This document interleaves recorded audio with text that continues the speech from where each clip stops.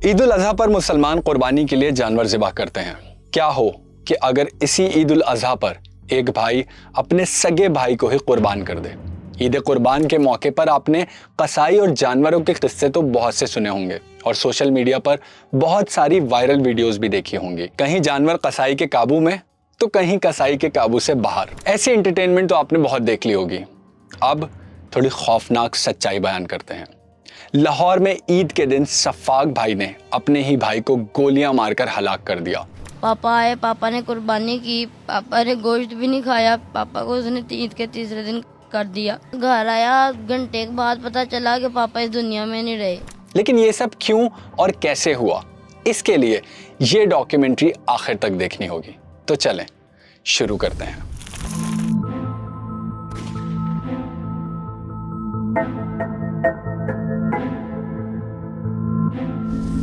लाहौर के बागबानपुरा में एक शख्स रहता था जिसका नाम था इमरान अशरफ। इमरान 4 भाइयों में सबसे बड़ा और कारोबारी होने के साथ साथ काफी मालदार आदमी भी था।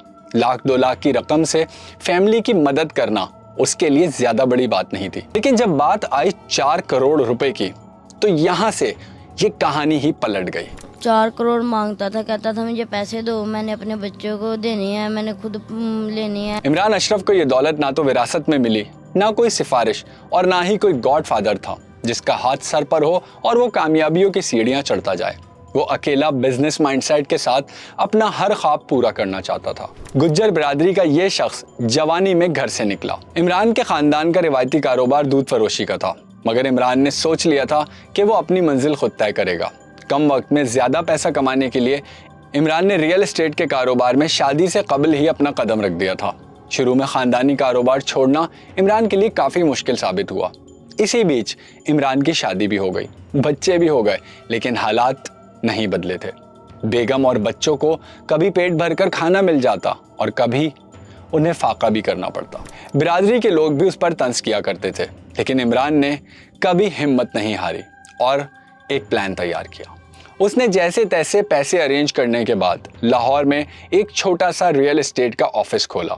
शुरुआत में कुछ जमीनें बेची जिनसे ज्यादा प्रॉफिट नहीं हुआ, बस गुजारा चलता था। 3 से 4 साल काम किया, लेकिन जब इंसान मेहनत करता है और कंसिस्टेंसी से काम करता है तो देर से ही सही लेकिन उसे मेहनत का फल जरूर मिलता है। इमरान अशरफ की मार्केट में पहले जान पहचान हुई और एतबार बना तो उसका काम भी बढ़ गया। बिल्डिंग्स, खाली प्लॉट्स, खाली जमीनों की खरीदो फरोख्त और बड़े बड़े प्रॉपर्टी डीलर्स के साथ उसका उठना बैठना शुरू हो गया और देखते ही देखते ये बिजनेस लाहौर से कराची तक फैल गया। 17 साल की मुसलसल मेहनत और जद्दोजहद के बाद आखिरकार साल 2023 में इमरान अपनी बीवी और बच्चों को एक तोहफा देता है। ये था 8 से 10 मरले का लग्जरी हाउस। इमरान अपनी बेगम से बहुत मोहब्बत करता था। बेगम की सिर्फ एक ख्वाहिश थी कि जिंदगी में एक बार ही सही अपनी लग्जरी गाड़ी जरूर ले। एक दिन इसी इमरान की बीवी किचन में खाना बना रही थी। इमरान ने कहा, चलो तुम्हें कुछ दिखाता हूँ। आंखों पर पट्टी बांधी और घर के आंगन में ले गया। जैसे ही उसने अपनी बीवी की आंखों से पट्टी हटाई, बीवी ने सामने खड़ी लग्जरी गाड़ी देखी तो उसकी खुशी की इंतहाई नहीं रही। वो समझ रही थी कि ये सब एक ख्वाब है, लेकिन आज ये ख्वाब इमरान ने हकीकत में बदल दिया था। इमरान के फाइनेंशियली हालात अच्छे होने के बाद बच्चे अच्छे स्कूल में दाखिल करवाए गए, जिंदगी संवर गई। ईद उल अजहा के दिन भी करीब आ रहे थे। अब कुर्बानी वाली ईद हो और बच्चों की ख्वाहिश पर कोई बड़ा जानवर ना आए, ऐसा तो हो नहीं सकता। तो भाई, बच्चों की भरपूर ख्वाहिश के बाद घर में कुर्बानी का जानवर भी रौनक अफरोज हो गया। घर में एक अलग ही समा बन गया। बच्चे सारा दिन जानवर के साथ खेलते, वक्त गुजारते और इन बच्चों को खुश होता देखकर इमरान अपनी कामयाबी पर बहुत खुश होता। लेकिन उसे इस बात की खबर न थी कि उसकी ये खुशी किसी के दिल में जाने अनजाने एक ऐसी खामोश आग को भड़का रही है जो एक दिन इमरान को ही जलाकर राख कर देगी। सीने पे मारे, पापा को उसने 2 मारे, पापा नीचे गिर गए, उसने पापा गिरे हुए पापा को इतने फिर मारे। और ये आग जलाने वाला कोई और नहीं बल्कि उसका अपना सगा भाई ही होगा। ये था इमरान का छोटा भाई इरफान। जिस तरह पहले मैंने आपको बताया, इमरान 4 भाइयों में सबसे बड़ा था। बाकी 3 भाई नॉर्मल लाइफ गुजारते थे, यानी एक मीडियोकर लाइफ, कोई लग्जरी लाइफस्टाइल नहीं। कोई गाड़ी नहीं, कोई बंगला नहीं। करीबी लोग बताते हैं कि इमरान के पास पैसा और दौलत तो थी, मगर अकड़ नहीं थी। वो एक बाप की तरह बड़े भाई होने के नाते अपने सारे भाइयों का ख्याल रखता, उनके घर राशन पहुंचाता, माहाना अखराजात का बंदोबस्त करता। चंद माह पहले ही उसने इसी इरफान को कारोबार शुरू करने के लिए 8 से 10 लाख रुपए दिए, मगर इरफान की आंखों में वो 10 लाख समा ही नहीं रहे थे, क्योंकि उसे और ज्यादा की तमन्ना थी। भाई की दौलत पर अपना कब्जा और हक वो दोनों ही समझ बैठा था। वो देख रहा था अपने भाई का घर, उसकी गाड़ी, उसके बच्चों का लग्जरी लाइफस्टाइल। ये सब कुछ देखकर इरफान के दिल में कुछ ऐसा अंदर ही अंदर पनप रहा था जो इस सब को तहस नहस करने वाला था। और हर गुजरते दिन के साथ उसकी ये हसद और जलन मजीद बढ़ती जा रही थी। जब अब्बू का स्ट्रगलिंग टाइम था ना, तब ये छोटे थे, लेकिन अब्बू को इनका बड़ा एहसास था।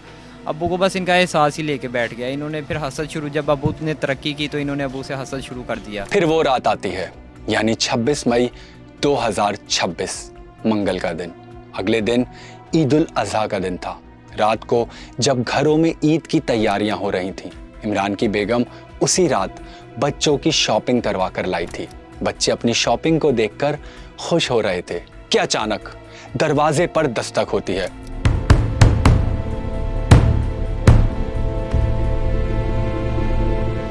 दरवाजा खुलता है तो सामने था इरफान। इमरान की बेगम ने कहा, भाईजान आप अचानक यहाँ? लेकिन इरफान ने कुछ नहीं कहा और थोड़ी ही देर में यहां वहां से 15 लोग निकल कर आए।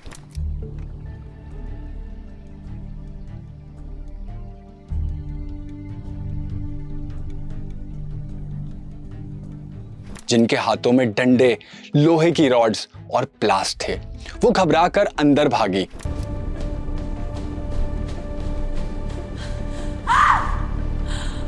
घर में शोर शराबा, डर और खौफ का माहौल बन गया और उन्हें देखकर इमरान अशरफ समझ गया था कि हम में से शायद आज कोई जिंदा नहीं बचेगा। इमरान की नजर अपने बड़े भाई पर पड़ी तो उसके हाथ में भी एक अदद डंडा था। वो आगे बढ़ा और कहने लगा, मैंने तुमसे 4 करोड़ रुपए लिए थे, मगर तुमने अभी तक नहीं दिए। इमरान ने पूछा, 4 करोड़ किस बात के? आपके वाला साहब वैसे अपने भाई की मदद करते थे? पहले करते थे, फिर पापा के हालात खुद ठीक नहीं थे, पापा ने करना छोड़ दिए। उसके बाद वो कहता मुझे 4 करोड़ दो। इरफान ने कहा, तुम्हारे पास घर है, गाड़ी है, एसी लगे हैं, अब तुम कुर्बानी भी कर रहे हो। लोग हमारा मजाक उड़ाते हैं, तंज करते हैं। मेरे बच्चों के पास कुछ नहीं है। अगर तुमने ये सब हासिल किया है तो मुझे भी वैसी ही जिंदगी चाहिए।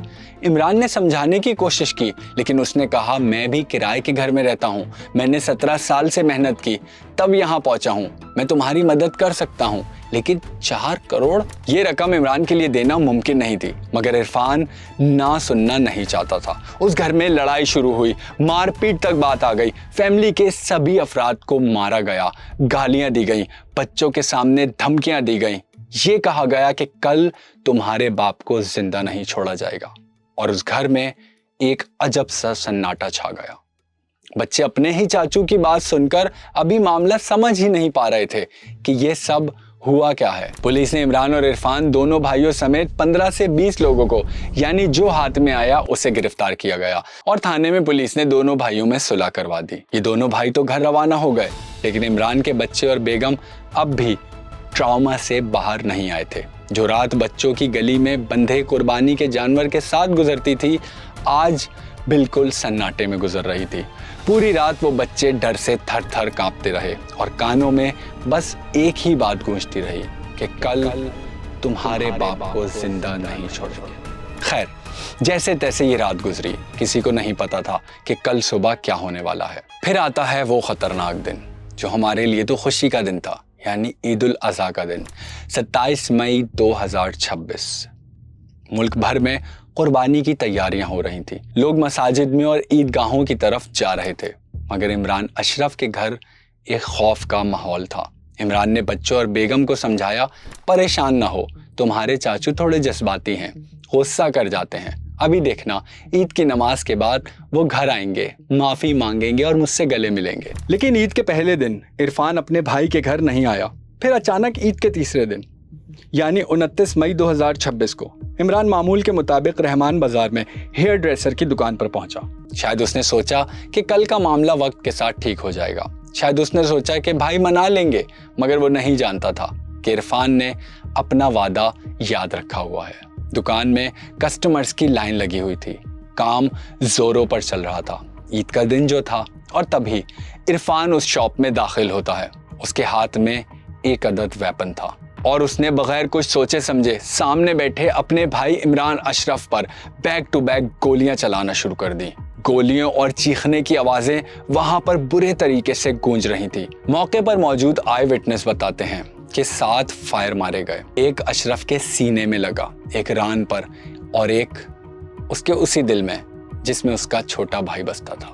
वो ये भी बताते हैं कि इमरान के आखिरी अल्फाज थे, छोड़ दो मुझे, जाने दो, मेरे बच्चे मेरा इंतजार कर रहे हैं। जिस टाइम मां ਨੂੰ ਪਤਾ ਚੱਲਿਆ ਹੈ ਕਿ ਸਗੇ ਬੇਟੇ ਨੇ ਮਾਰਤਾ, ਉਸ ਟਾਈਮ ਉਹ ਮਾਂ ਤੇ ਕੀ ਬੀਤ ਰਹੀ ਸੀ? ਮਾਂ ਰੋਂਦੀ ਸੀ, ਫਿਰ ਆਈ ਹੈ ਪੁੱਤਰ ਦਾ ਮੂੰਹ ਵੇਖਿਆ ਰੋਂਦੀ ਸੀ। इस वारदात के बाद इरफान तो मौके पर ही फरार हो गया। फिर वहां पुलिस पहुंची, फॉरेंसिक टीम ने शवाहिद इकट्ठे किए और लाश अस्पताल में मुंतकिल कर दी गई। मुलजिम इरफान अब भी फरार ही था। इस वक्त जब मैं ये वीडियो रिकॉर्ड कर रहा हूँ, पुलिस ने इरफान की गिरफ्तारी के लिए इक़दाम तो शुरू कर दिए हैं। जगह जगह छापे भी मारे जा रहे हैं और इमरान के बाकी भाइयों से और इमरान की बेगम और बच्चों से भी इन्वेस्टिगेशन चल रही है। मगर जो सवाल पीछे रह गया है वो यही है कि इस घर में बच्चे क्या सोच रहे होंगे जिनके बाप को उन्हीं के सामने धमकी दी गई थी और अगले दिन वो धमकी पूरी भी की गई। आज की क्राइम स्टोरी इस बीमारी को रिफ्लेक्ट करती है जो हमारी सोसाइटी में तेजी से फैल रही है कि दूसरे की मेहनत का फल देखकर अपनी मेहनत नहीं बढ़ाते बल्कि उसका फल छीनने की सोचने लगते हैं। जेलेसी, जी हाँ, जेलेसी। इमरान ने 17 साल लगाए, मेहनत की, दिन रात एक करके दौलत इकट्ठी की, अपने लिए नहीं बल्कि अपने बीवी बच्चों और भाइयों के लिए। और उन्हीं भाइयों में से एक ने इमरान को 4 करोड़ रुपए ना देने के एवज गोलियों से भूनकर हलाक कर दिया। आखिरकार अपने दिल में लगी सालों की आग बुझाने में इरफान कामयाब हो गया था। मैं मुकम्मल थ्रेट है उनकी तरफ से। वो कह रहे हैं कि जैसे जो आपके बाप का हाल किया वही सबका करेंगे। आपको क्या लगता है कि इरफान की गिरफ्तारी कितनी मुमकिन है और कितनी जल्दी हो सकती है? तो आज की इस क्राइम स्टोरी में एक पहलू बहुत ही अजीब है कि जिन 4 करोड़ रुपए के लिए इरफान ने अपने भाई की जान ली थी, वो 4 करोड़ तो वो वसूल ही नहीं कर पाया। तो इस जान लेने से क्या उसके दिल की आग बुझी? आपको क्या लगता है? अपना जवाब मुझे कमेंट सेक्शन में जरूर बताएं। मिलते हैं अगली क्राइम स्टोरी में। जब तक अपना ख्याल रखें। शुक्रिया।